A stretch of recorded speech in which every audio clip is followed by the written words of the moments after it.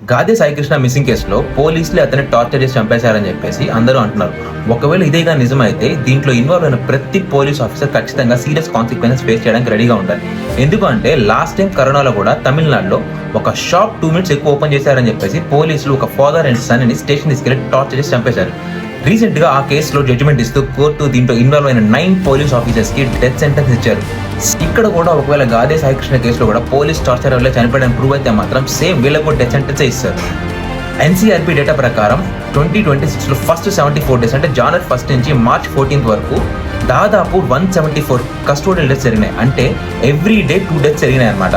ఒక పర్సన్ క్రిమినలా కాదా అని ప్రూవ్ చేయాల్సింది కోర్టు. అలా కాకుండా పోలీసులే లా చేతిలో తీసుకుంటే కోర్ట్స్ దేనికి? ఓకే, క్రిమినల్స్ ఇలాగే ట్రీట్ చేయాలి అంటున్నారు.